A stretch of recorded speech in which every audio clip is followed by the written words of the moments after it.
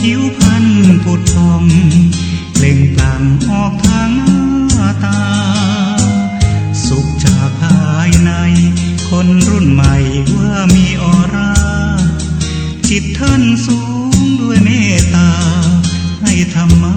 กับสาธุชนวัดวังสิงห์คำสายน้ำแม่ปิงไหลฝูงปลาแหวกว่ายพญานาคโปรยสายน้ำมนต์ชุ่มฉ่ำหัวใจญาติโยมได้สร้างบุญกุศลพระธาตุศักดิ์สิทธิ์ช่วยดลบันดาลโชควาสนามรดกธรรมคำเมืองวัดวังสิงห์คำยอดวรรณกรรมเป็นภูมิธรรมของคนล้านนาร่วมอนุรักษ์วัฒนธรรมประเพณีล้ำค่าธรรมะขององค์สัมมาใครมีปัญญาย่อมพาพ้น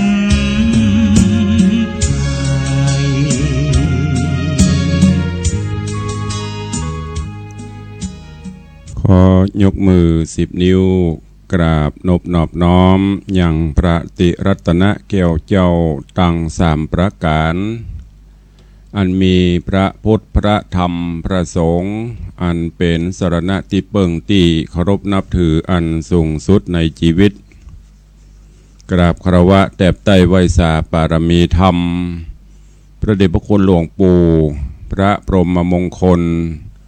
ที่ปรึกษาเจ้าคณะภาค7เจ้าอาวาสวัดพระบรมธาตุเจ้าสรีศรีจอมตอง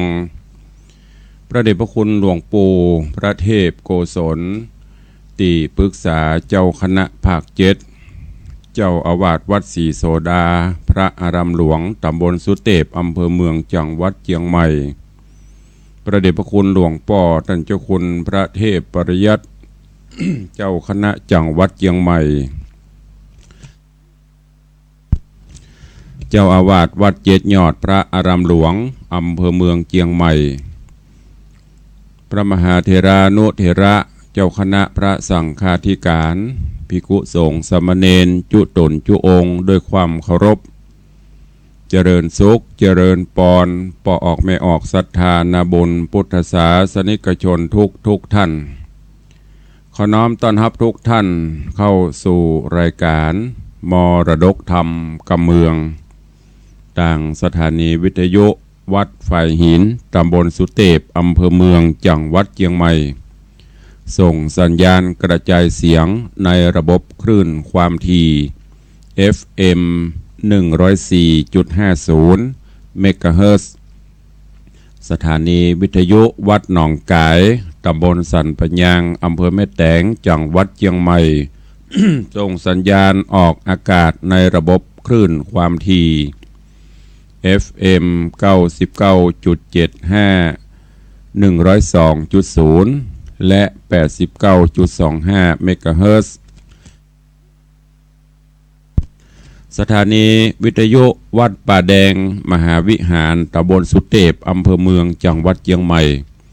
ส่งสัญญาณออกอากาศในระบบคลื่นความถี่ FM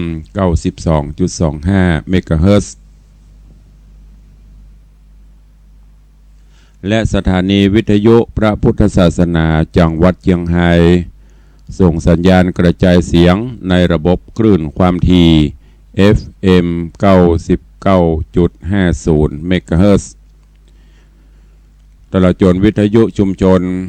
เสียงตามสายหอกกระจายข่าวและญาติโยมที่รับฟังทางเฟซบุ๊กเฟซไลฟ์ทางเว็บไซต์ทางอินเทอร์เน็ตอยู่ในเวลานี้รายการนี้ดำเนินโดยอาตมภาพพระครูวิสิทธิ์ศรีลาภรณ์เจ้าคณะตำบลป่าแดดเจ้าอาวาสวัดวังสิงห์คำตำบลป่าแดดอำเภอเมืองจังหวัดเชียงใหม่เป็นผู้ดำเนินรายการก็น้อมนำเอาธรรมะสารธรรมคำสอนแบบพื้นบ้านล้านนามาพบมาปะกับญาติโยมเป็นประจำกู้เจ้าตั้งแต่เวลา6 โมงป่ายถึง7 โมงโดยประมาณ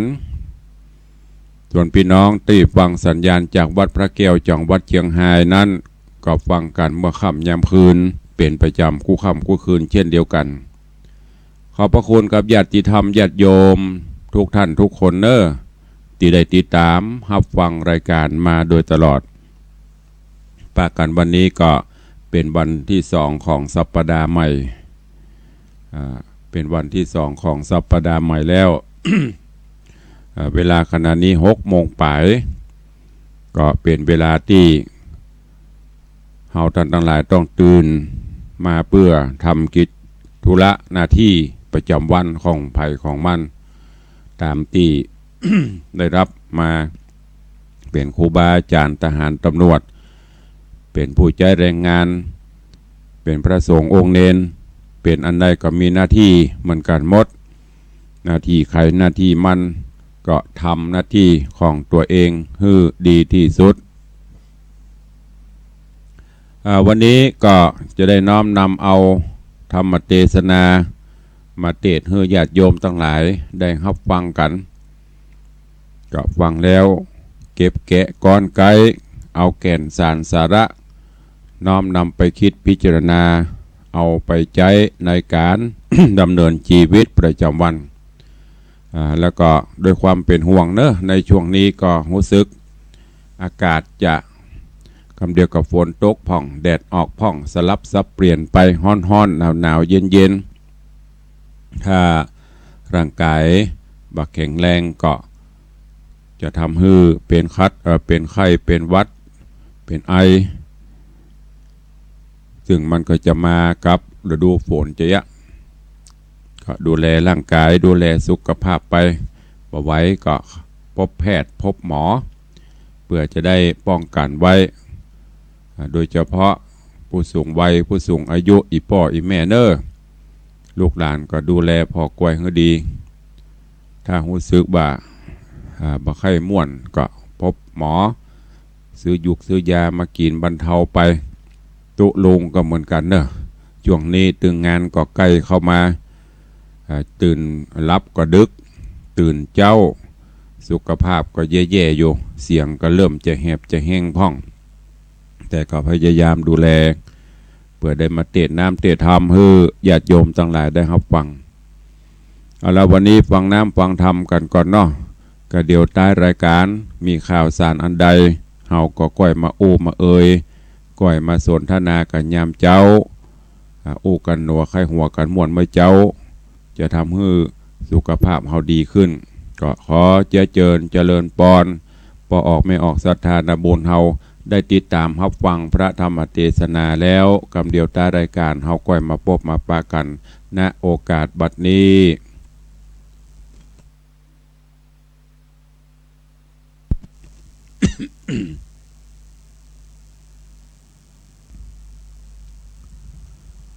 นะโมตัสสะภะคะวะโตอะระหะโตสัมมาสัมพุทธัสสะปิญะโตชาญาเตติอิมังธัมมเตสะนังสัทธาเจตวะเนวิหะลันโตอัญญาตัดลังกาตุมพิกังอารัมภากันเทศิสาทะโวฟังลาโสตุจันนาสัทธาตังหลายสัทธาอันวาสัพพัญโยพระพุทธเจ้าวิหะรันโตพงยังอยู่สำลานเจตวันเดในเจตวันนะอารามพระก็พารบอัญญาตะตังกาตุมพิกังยังกาตุมพิคนหนึ่งกาเทสิจริงสำแดงไว้อิมังธรรมเตสะนังยังพระธรรมเตสะนาอันดีว่าปิญะโตชาญาเตดังนี้เป็นกาขอหนุ่มเทายิ่งใจ สาธาหลายใหญ่หน่อยผู้ไฟหอยต่างบุญฮือด้านนูนบอกขาดมาสันนิบาตฟังธรรมจุงดาจำแต่ตนติดสืบสนตัวไปบัดนี้แหละนาโสกะตุมพิโกอันว่ากะตุมพิผู้นั้นเล่ากันว่าลูกเต่าตัวมันได้ดับขันกระพากตายละจากเมืองคนก็เวบุญปันบาไปบ่จาตังว่าไปป่าจาตังวานโศกทุกวันจองก็มาให้ล่ำรองเรียกหาลูกเต่าทุกคำเจ้าแหล่งงายย้อนเสียได้ลูกหน่อยอ่านกราดกร้อยมรณาตัดสิเนงหาบอกขาดโศกทุกปาดมองผ่านตั้งอาหารหลายสิ่งละสะยิ่งนานาเคยกินมาแต่ก่อนก็ยังย่อนวางตำกิจกันนำน้อยใหญ่ก็ละไว้เสียไกย้อนมีใจบ่มันเต้ากึดดันขานิ่งหายังบูตาลูกน้อยอันกลาดกล้อยตายไปแม่นสายวงใหญ่พี่น้องตั้งเปื้อนปองสะหายคนยิ่งใจเกเท่าจักลมเล่าสันได้บ่ใส่ใจพร่ำหูมองเงาอยู่ตั้งวันก็มีหันและนาเอกติวะสั่งยังมีในวันหนึ่งเล่าพระเป็นเจ้าสัพพัญโยจนมีมุตโตแก่โลกดับทุกโศกเครื่องกายามร้อยตรีดาเสียงขอดพระกอดตอดมักกะญานเล็งดูสงสารโลกไตตั้งที่ใกล้และกายก็หันโอปานิใส่ผาเสดคือโสดาปฏิมักกะเลิศเยียงคานผาโกฏในญาณเป่งปล่อยแห่งพระยอดซอยติโลกาว่ากาตุมปีกนั่นนาปังก่อนบุญบ่ผ่อนมีนำกันได้ฟังธรรมมาเตสัตนาเฮากล่าวก็จะหูข่าวตามรายเตียงจักหายตามก็อ้อยใจจืนจอยสมบัตินัดสาได้ถึงโสดาวิเศษโป้นจากเขตอบายพระบุญภายตนสักสวาดกันปอกจากบินที่บาทขึ้นมาก็เสด็จลีลาไปสู่ยังตีอยู่เฮือนมันได้หันเป่งป้อยว่าพระยอดซอยเสด็จมาเมโสมนัสสาโจมจืนปีติตื่นนานำว่าร้อยพระองค์คำที่ไวจักมักใคร่ไข่ปันกับตัวมันเป็นแก่นมันจริงเล่นลงมารีบเร็วว่าไปกลมเกลาคอพระพุทธเจ้ายอดสัพพัญโยได้อินโดขึ้นสู่บนที่อยู่เหือนมันแล้วเร็วปันปูลวาดยังเต้นอาสนากางเกกหากว้างใหญ่ถวายพระที่ไว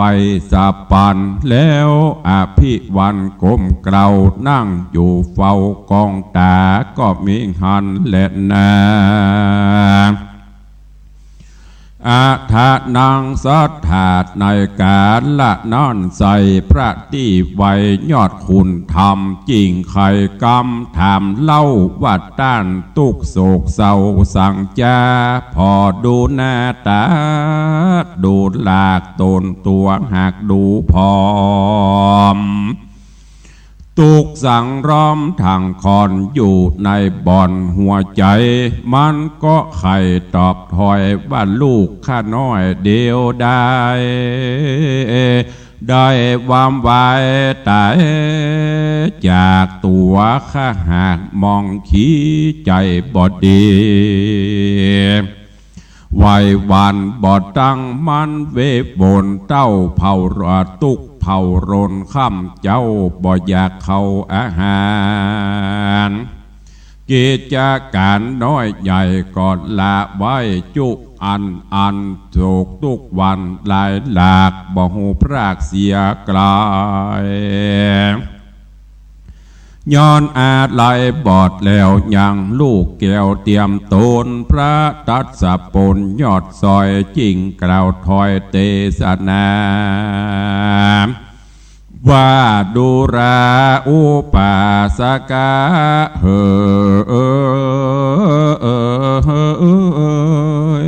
ผู้ใหญ่ตานอย่าได้โศกไม่เหลือลายอ่านว่าความตายนี้ใสมีอยู่ไข่อันนาซอดเกิดมาจุผู้ย่อมมูบมูวำวายบอกมีหมายเว้นใด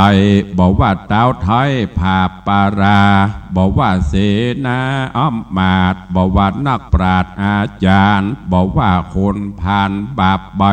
บอกว่าคนยากไร้เครื่องเขียมบอกว่าเศรษฐีสะควายย่อมหมอดมวยมรณาสะมือกันจักตายเร็วปันหนุ่มเท่าหรือว่าตายยามแก่เท่าจะลา ตามกรรมนำมาแต่ไทยได้สร้างไว้เป็นไม้พ้องก็ตายยามหนุ่มสีนาจุ่มมีวันพ้องดับขันความนายามแก่กลามัดจิมะไว้พ้องตายไปยามเท่าตามกรรมเก่าเดิมอ่อนการเมื่อมอนนิสัยมีอยู่ไข่โลกี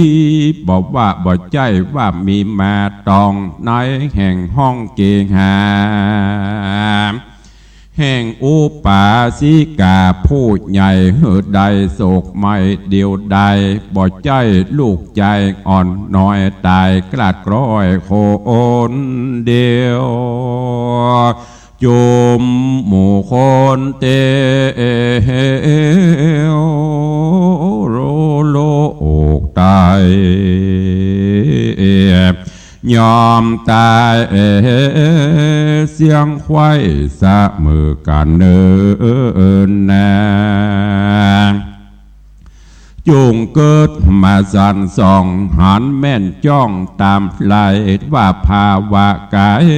กลับเกิดเอากำเนิดยังมี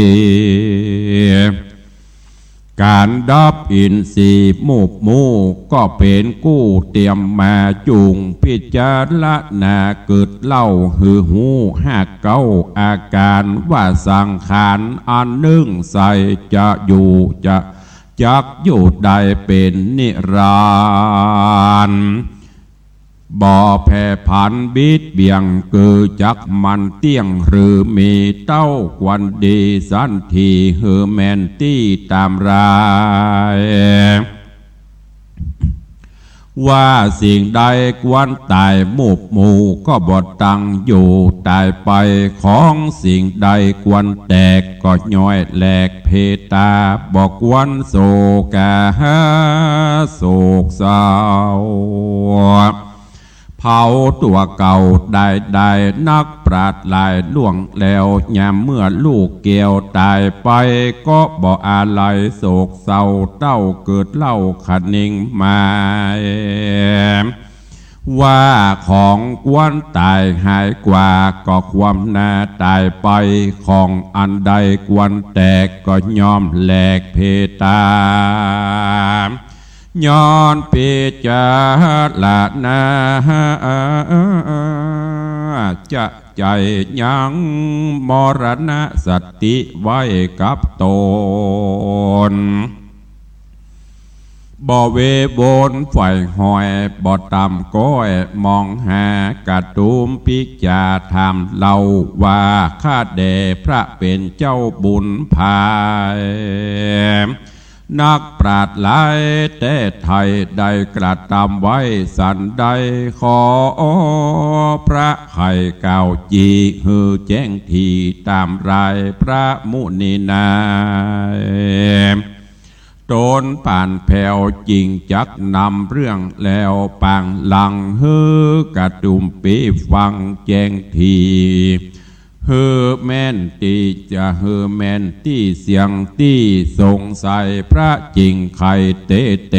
ยังอุตระขจาโดกวิเศษเจียงคาน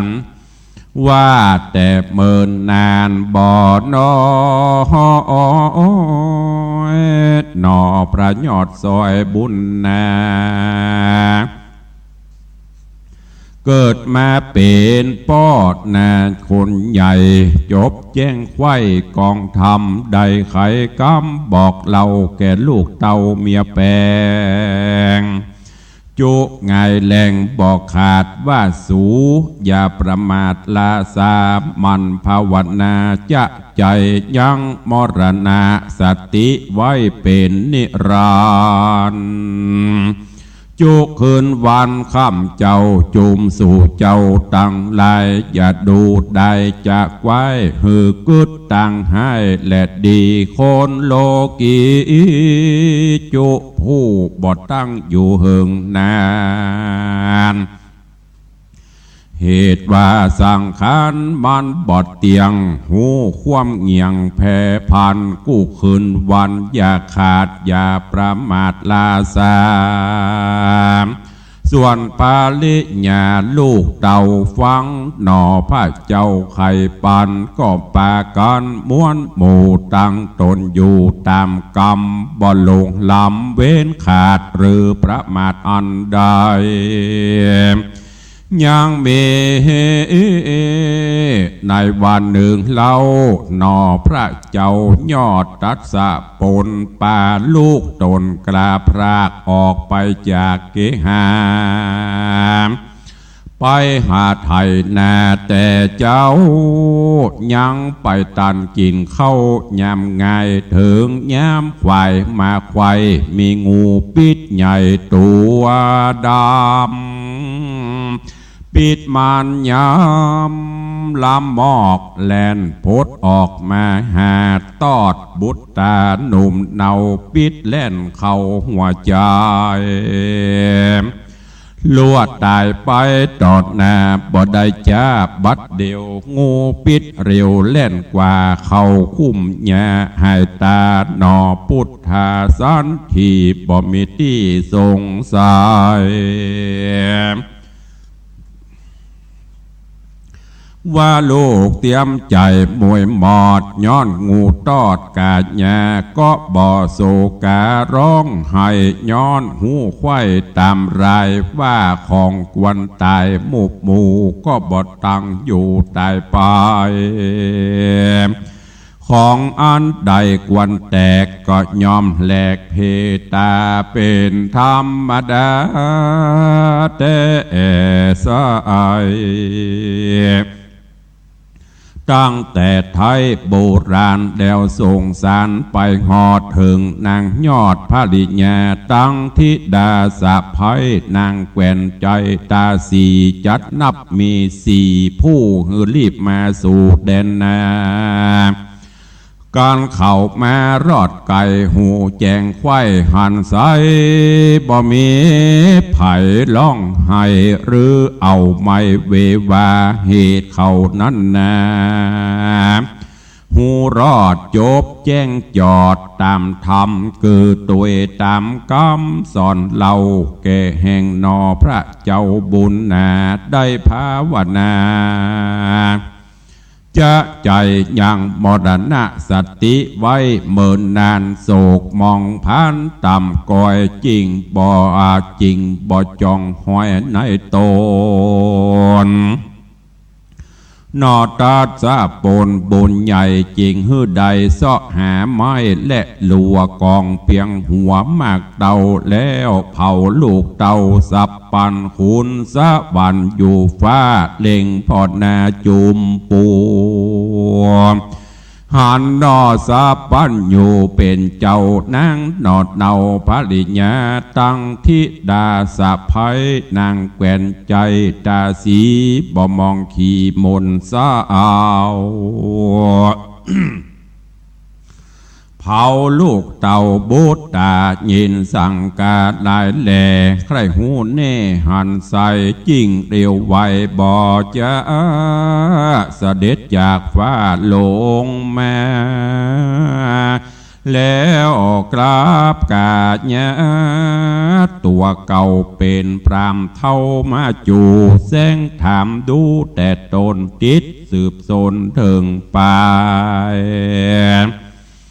นอพระบุญภายยอดซอยก็ตอบถอยไข่ปันฮือคุณสะวันบุญใหญ่หูแจงไข่ตามบีแล้วไข่วัดดีติดต่อเป็นบาทคอกระทา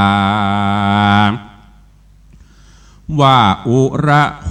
วะตะจังขิชินดังหิตวาคัจจติสันตนุงเอวังสรีเรนิโพเคเปตากาลกตาสติไทยาไทยหะมโนนาชานาติญาณังปริเดวิตังตัสสมาเอตังนาโสจามิคโตโสตัสสะญาตติดังเนอันว่าอันว่างูนันเล่าลอกคาบเก่าเดิมมาแล้วตอดหนีตอดลาหนีกว่าเอาไปน่าเป็นไม้ดังลูกใจแห่งขาดได้ความนาตายไปย้ำเปลี่ยวไฟทางคอนยังบ่หูห้อนกาญาฝูงญาติกาห้องให้จากหูใดสันได้ข้าจุจากหูใดสันได้ข้าขันหนึ่งได้หูควายจริงบ่โศกไม้เรโรนมันเตียงเอาตนไปเกิดเอากำเนิดตามกรรมอันมันกัดตำก่อไว้ย้ำอยู่โลกใดเมืองคนและนาคุณอินตาฟังแล้วใจผ่องแผ้วโสมนัสสาจริงหือรัตนาภาเสดคือแก้วล้ำเลิศ7 ประการมีประมาณหลายหลากตกลงจากเวงหาฮื้อหนอพุทธาบุญใหญ่ได้ใจใจตามใจแล้วเรียววายคืนสู่ยังติอยู่เวใจโยนก็มิหันและนาอาทาอันว่าสัพปัญญูตนสักสวาดใดจักจาดปังลังฮือกระตุมปีฟังเมียนแล้วพระตนแก้วจริงเตสนาว่าปันดิตาอันว่านักปราชญ์ผู้บ่ประมาทลาซาแต่เดิมมาล่วงแล้วในเมื่อลูกแก้วเตรียมใจได้ตายไปตอนหน้าก็บ่ปันบาเววาบ่โตมานัดสาโศกเศร้าบ่ละตอดเข้าอาหารบ่ละกิจการน้อยใหญ่ย้อนหูควายธรรมดาส่วนตานนิดนาเอาไม้ร้องรำให้เลโรนย้ำลูกตนตายจากบ่กึดอยากอาหารกิจการน้อยใหญ่ก็ตอดไว้เสียจุมฮือทุกรุมถูกต้องบ่มีจองบานใจกวนคัดนิ่งในสันทีฮือแม่นตี้ตามราย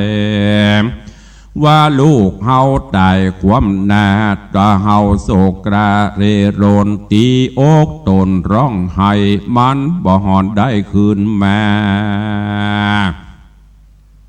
ความโศกาโศกไม่ตั้งภัยน้อยใหญ่หลายประการจักมาปานถูกต้องในแห่งห้องตัวตนฮือเรโรนหลายหลากย้อนความหักหากปานีย้อนความหักหากปามีตุกเครื่องขี่มากเต่าย้อนหักเป็นเก้านำมาการเทศนาดังนี้แล้วพระตนแก้วจริงสวัสดิ์กถาวาปิญญาโตชาญาเตโสโกปิญญาโตชาญาเตพะยังปิญญาโตวิปมุตตัสสะนัตติโสโกกุโตพยามดังนี้ว่าความหักนั่นนาเป็นเก้าเกิดโศกเศร้ามองขีอันตรายมีหลายหลากย้อนหักหักนำมาคนบอดลาสาพระมาตัดหักขาดเสียไกล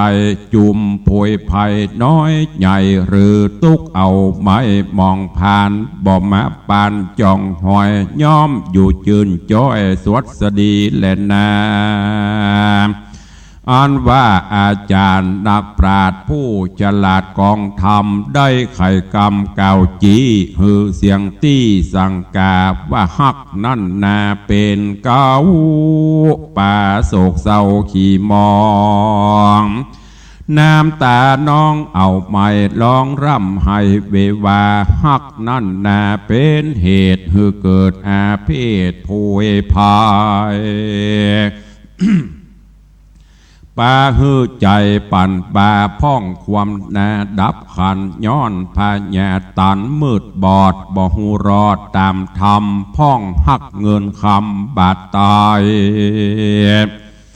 หักเป็ดไก่หัวควายหักลูกยิงใจใหญ่หน่อยหักกู้หวยเตรียมคิงบอกขาดนิ่งสั้นส่องฮือแมนจ้องธรรมดาการของนาดนามวลมากอันตนหักหากหนีหายหรือว่าตายความนาก็ปันบาเลนลนตีอกตนท่าทาบน้ำตาอาบลำลายพ้องมีใจหักขอดยังนางยอดโสภาไปเอวหาจะใจบอกเกิดควายอนตาไรลวดได้ตายความนาย้อนต้านคาฟันแตงพ้องหักแปงจื่นสู่ยังคนมีกู้ผัวเมียเจ้าของเปียยับใดลวดได้ใจสินใหม่เป็นตุกใจบ่ใจน้อยคนกล่าวถอยนินตาพองมีบูตแต่ตาที่ดาหนุ่มเทาบ่อยู่เฝ้าเฮือนโตนออกเตียวโหนจากห้องไปสู่ต้องแดนไกลเมินเหลือใจลำบอกบ่หันปอกคืนมาตั้งสองขาพ่อแม่ตุกลำแผ่เผาโลนเป็นกลางบนไหลหลากลับได้ยากดีลีแหละนาเตสนาวาสาเนกตุมพิโกโสตาปฏิพัลลาปฏิทาหิสัมปตานังสาธิกังเตสนาอโหสิในเมื่อแล้วธรรมเทศนาอันว่ากระตุมปีกผู้ใหญ่ฟังปฏิไวเทศนามีพาญาหูหอดก็ได้ถึงยอดโสดาปฏิพลาปฏิโผลอันว่าเทศนานันโสดมีประโยชน์เลือลายขอยิ่งใจมวลหมู่ฟังแล้วจุงใดพิจารณานำไปใจในการวันนาพิจารณาก็จักได้ ถึงโสตาปฏิมากะมีนิพพานเป็นตนบ่อยาจะเล่นนานิธิตังขีญาอันเตสนาจากห้องเหตุปิญาทุกขกถาก็บังโกมสมพระเอศสเดช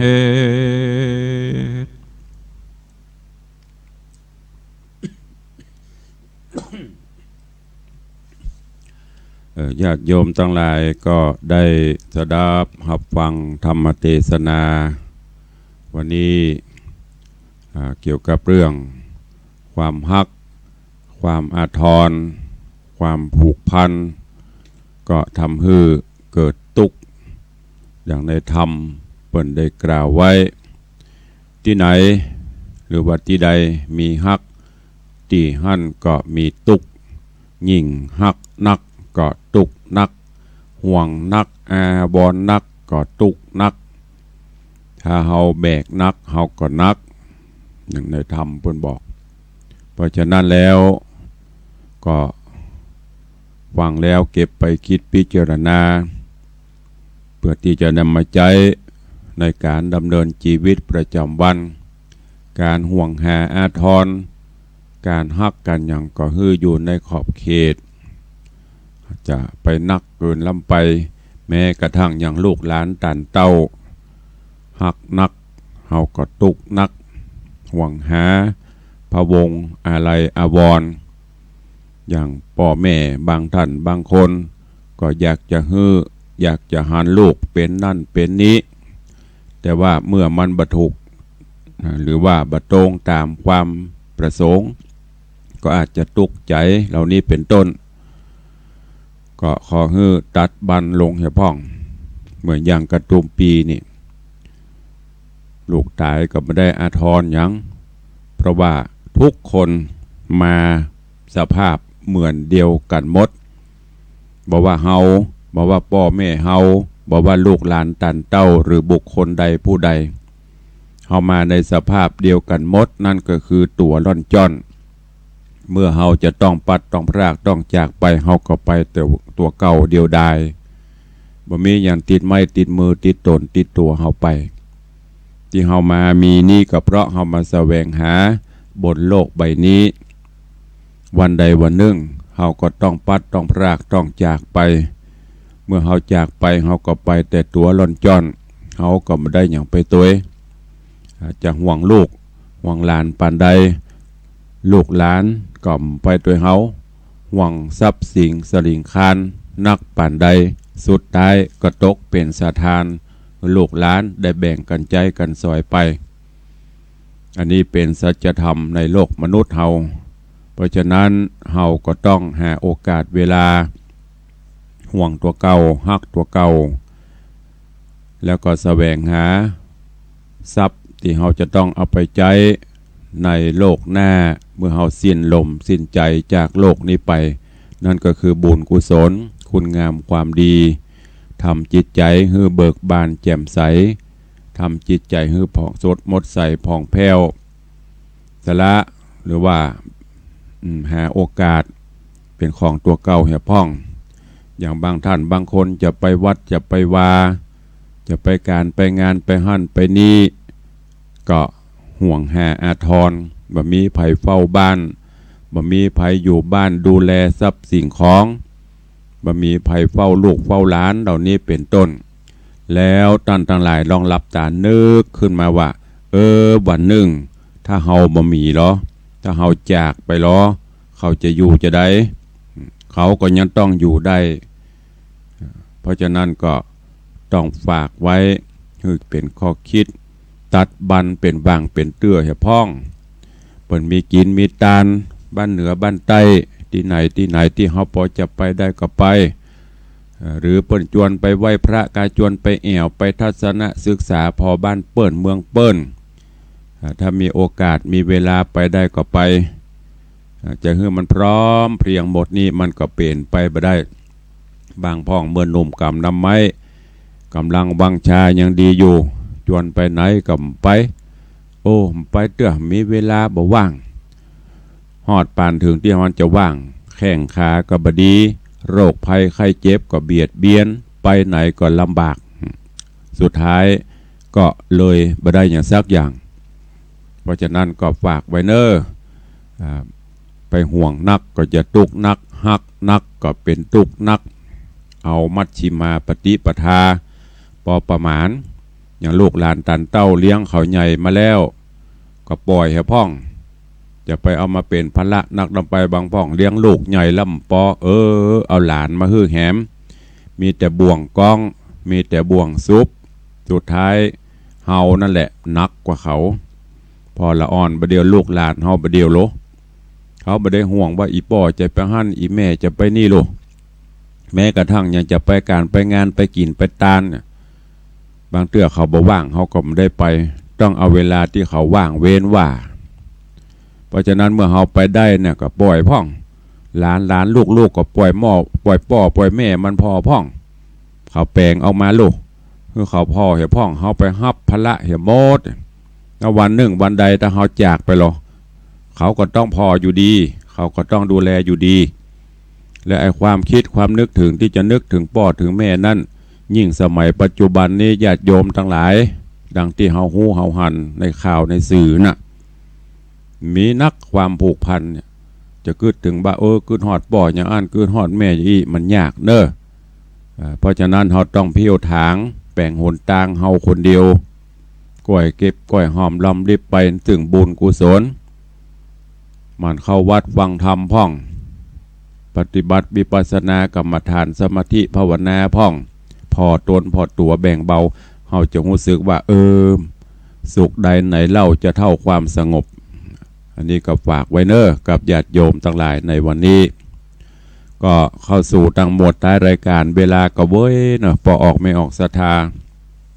เวลาชั่วโมงนี่มันจะว่าเมินพลับป๊อปแป๊บก็เดี๋ยวก็จะหมดไปเสี่ยงไปจากวินาทีเป็นนาทีเป็นชั่วโมงเป็นเดือนเป็นปีโวยวันเวลาประเดียวอย่างตุลงจัดประเดียวเนี่ยกำเดียวก็จะหมดเวลาแล้วเวลาเฮาเหลือน้อยเต็มทีแล้วเนาะช่วยกันแล้วก็นำไปคิดพิจารณาถ้ารายการดังปกติที่ได้เคยปฏิบัติก็จะมีข่าวสารงานบุญกุศลมาแจ้งมาบอกแล้วก็ประชาสัมพันธ์อนุโมทนากับผู้ร่วมบุญญาติธรรมทั้งหลายตัวก็วันนี้วันอังคารแล้วเหลือเวลาแถมประมาณ 4-5 วันก็จะถึงวันงานเนอะงานนั้นก็คืองานทำบุญครบรอบอายุวัฒนมงคลวันเกิดเป็นวันรวมญาติธรรมรายการมรดกธรรมกำเมืองซึ่งเราได้พบได้ปะกันปีละครั้งที่วัดวังสิงห์คำในรายการบุญกุศลทำบุญอายุเอายึดถือเอาเป็นวันรวมญาติธรรมรายการได้มาพบมาปะมาอู้มาเอ่ยกันเนอะปีนี้ก็ตรงกับวันอาทิตย์ที่25 สิงหาคมที่จะถึงนี้วันนี้วันที่20แล้วก็เหลือเวลาเตรียมตัวเตรียมกายเตรียมใจแฮม2-3 วันวันที่24-25ก็จะเป็นวันรับแขกบันมาพบมาปะกันท่านผู้ใดว่างเว้นบัติดภารกิจการใดก็น้อมเอิญเจิญจวนเนอะได้มาร่วมพิธีสืบชะตาหลวงเสริมบารมีธรรมเพื่อความเป็นสิริมงคลวัตถุประสงค์การจัดงานก็คือสิ่งนี้แหละคือญาติโยมได้มาพบมาปะมาอู้มาจากันได้มาสืบโหราชะตามากินข้าวน้ำมาจำข้าวตอนร่วมกันในส่วนท่านใดที่มีเจตนาจะร่วมสร้างบุญกุศลในการเป็นเจ้าภาพถวายทานต้นเงินเพื่อสมทบกองทุนนิธิวิสิตศิลาภรณ์เพื่อใช้จ่ายในการปรับปรุงพัฒนาถาวรวัตถุของวัดและเผยแผ่พระพุทธศาสนาก็เจริญปอนเจิญได้ หรือจะนำโฮงตาลมาร่วมหรือจะร่วมเป็นเจ้าภาพสังฆทานก็สุดแล้วแต่จิตเจตนาศรัทธาญาติโยมทั้งหลายเนอะเจ้าวันนี้ก็ต้องขออนุโมทนาบุญขอบคุณกับท่านที่ได้ร่วมเป็นเจ้าภาพถวายทานต้นเงินและถวายทานโฮงตาลก็ขออนุโมทนาบุญขอบคุณกับญาติโยมที่ได้ร่วมประชาสัมพันธ์ไปก็มีหลายท่านหลายคนในส่วนของ ที่ได้เพิ่มเติมมาวันนี้ก็มีต่างโยมแม่แสงล่าใจมั่นจากตำนักเสด็จปู่พระองค์ดำบ้านปะงิ้วพร้อมลูกเลี้ยงเอียงคำก็รวมเป็นเจ้าภาพน้ำดื่ม30แพ็คแล้วก็โฮงตาลตัวเองก็ขอบคุณกับคุณโยมร้านมีร้านนาโยมมิลองลักเชิดฟ้อนก็ได้ร่วมโมทนาบุญมาตัวเองแล้วก็มีคุณโยมอินจันทร์โยมสุปรณีรูมาบ้านม่วงเขียวนี่ก็ร่วมเอาลงตาลมาแล้วก็ร่วมเป็นเจ้าภาพต้นเงินตัวเองขอบคุณตัวเนอะพี่นานอินสมเตปินหรือว่าพี่นานเจ็ดสีก็ร่วมเป็นเจ้าภาพโฮงตาลเป็นเจ้าภาพต้นเงินมาตัวเองก็ขอบคุณทุกท่านตัวเองรายนามได้ชื่อก็มีนักเนอะก็ต้องขอสุมาอภัยกับญาติโยมเพื่อบางครั้งประกาศไปสถาบันตันได้ฟังเอาประกาศแห่งวันก็มันจะนักไปเนอะก็ขอบคุณตัวเองแต่ว่านี่ก็มีกันมาหลายคนที่ได้มาร่วมโมทนาบุญกับตุลุงก็ขอบคุณตัวเองเจ้าวันนี้เวลาเหลือแถมน้อยใครจะเช็คสัญญาณอู้จากับตุลุงก็เข้ามาได้เนอะ0817836540โทรศัพท์รายงานผลเข้ามาอู้กันในยามเจ้าได้ตะวานี้ก็วันก่อนมาถึงตะวาก็ขออนุโมทนาบุญขอบคุณกับ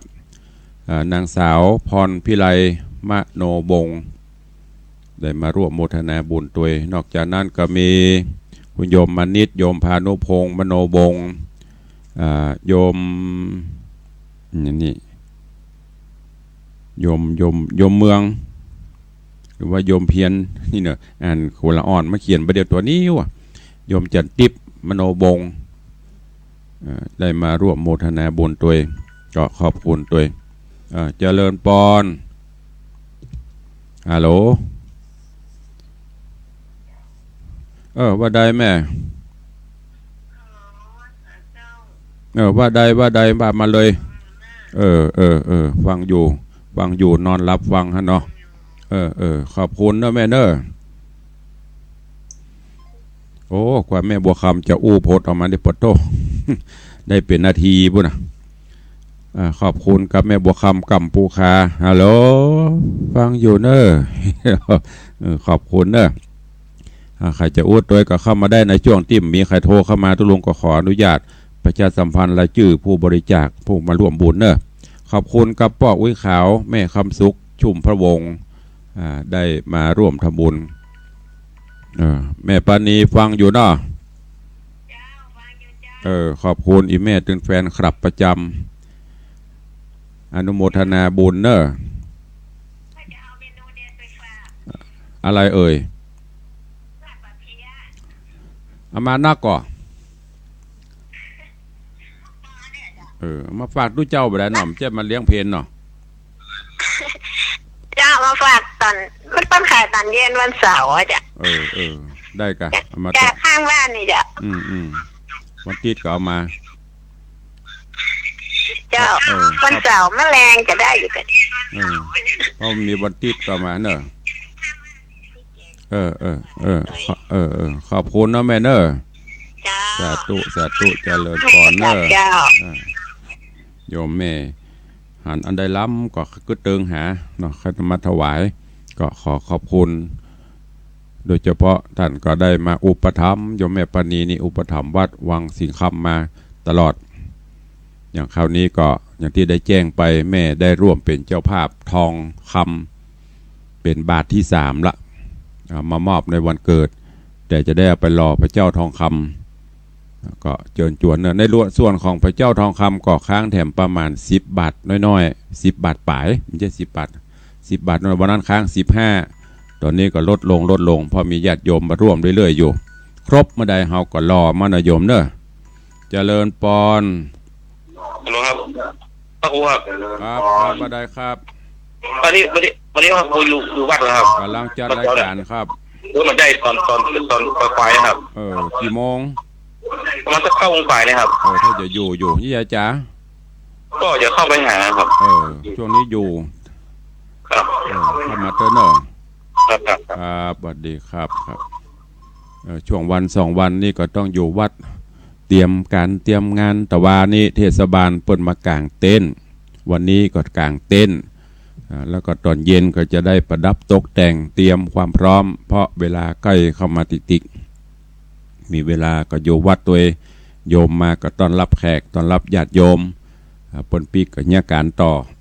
ด้วยกันเป็นเจ๊ยะเนาะของตุลุงนะจะมากุมผ้ามัดอกนั่งโกงอกไปได้นี่มีเวลาโยมมาก็ฮับแขกฮับโยมปีกก็ทำงานต่อเตรียมงานช่วยกันไปใครว่างเว้นก็มากินห่วมตานเติงโดยกันเนอ